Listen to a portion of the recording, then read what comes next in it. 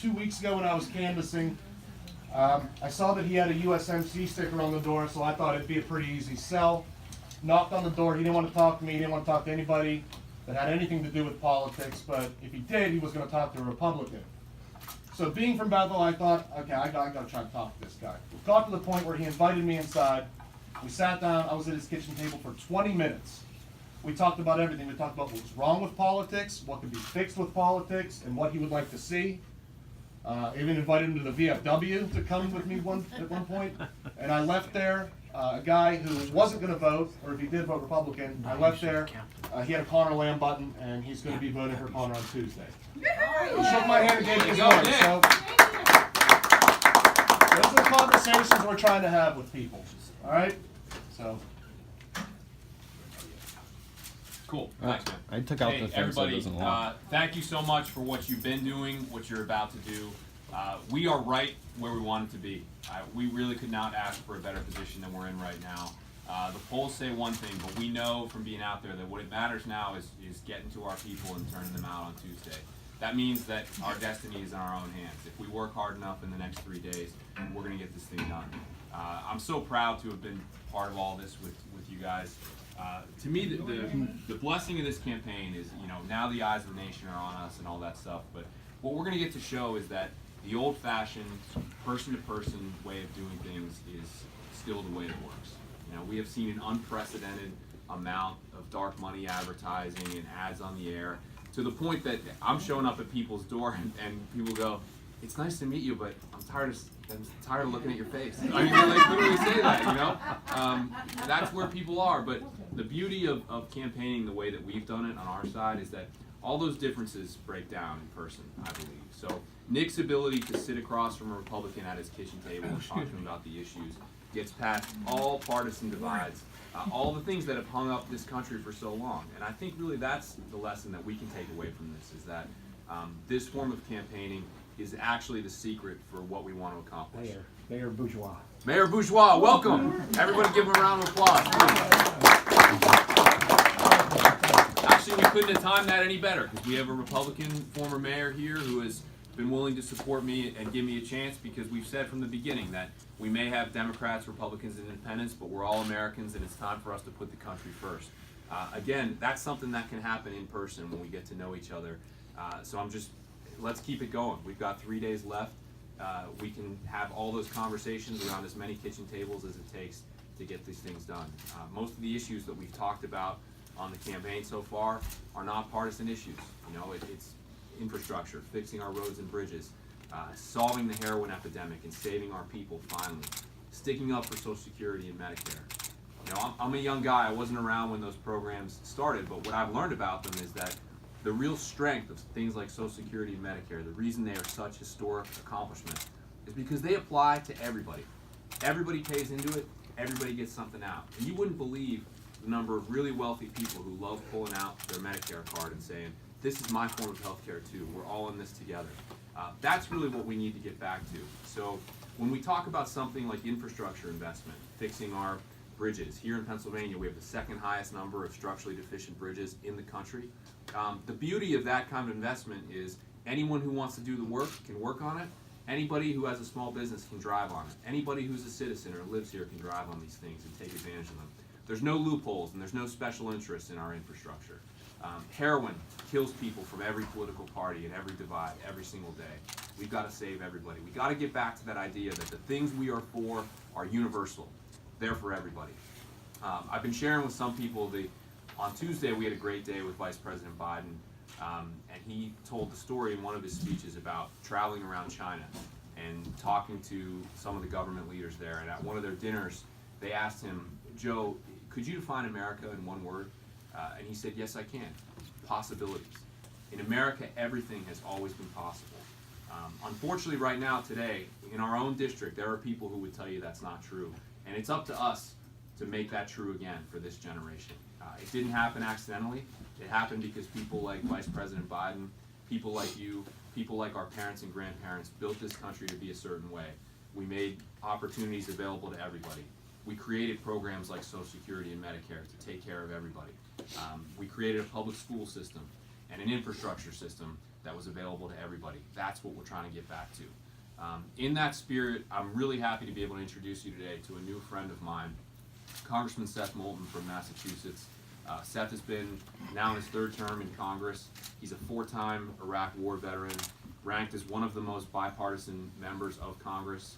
He's part of an entire new generation of people that are coming down to Washington who just want to solve problems and get things done.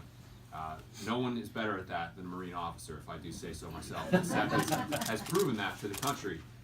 And like a lot of Marines, he has really stepped up and led. He hasn't just talked the talk, but he's walking the walk. He's out there campaigning for people like me all over the country without even asking. I mean, without even me asking, he found us and said, what can I do to help? That's leadership. That's people really doing what it takes to start turning things around down there. And so every day people ask me, why are you doing this? Nothing's going to change when you get to Washington. Things are too entrenched. The leaders have too tight of a grip on everything. And I say, that's not true. You know, there's young guys down there like Seth who are trying to make a change. So Seth, we really appreciate having you here. Thanks. Please, if you could share some thoughts.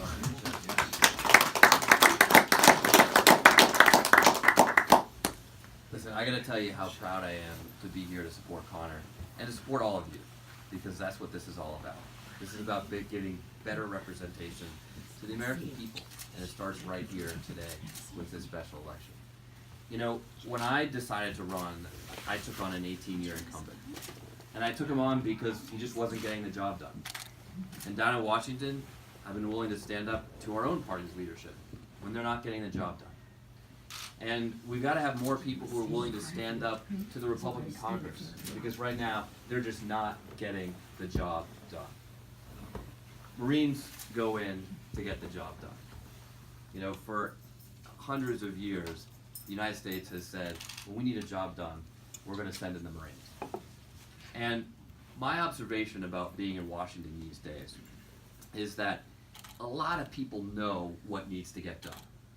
You know, it doesn't take rocket science to work across the aisle. It doesn't take rocket science to say that, you know, our party leadership isn't winning elections and not getting us to where we need to be. So people say, God, how can you guys be so stupid down there? And I think that what's lacking in Washington isn't actually intelligence, it's just courage. It's the courage to do the right thing, even when you know it might be politically unpopular. The courage to do the right thing when the party bosses are telling you to do something different. I don't think anyone has ever said, you know, we need a lot of intelligence, so send in the Marines, right? You say, we'll send in the Marines because we need to get a job done. Maybe even the Marines are stupid enough to go do it and not know any better. Maybe that's why he's up here running and you are all volunteering, because you're not stupid enough to actually go down to Washington yourselves. But we need people who are. We need people who are willing to go and change this country. And I'll tell you, when I travel around America and see this new generation of people stepping up to run, a new generation of women who are running in unprecedented numbers, and a new generation of veterans, people who put their country first, literally put their lives on the line for their country before, and now want to serve again, it gives me a lot of hope in our politics. I don't always have a lot of hope when I'm walking around the House of Representatives, but I get a lot of hope when I see who's running in 2018. And there are extraordinary candidates all over the country, like Amy McGrath down in Kentucky, the first woman to fly an F-18 in combat in the Marine Corps.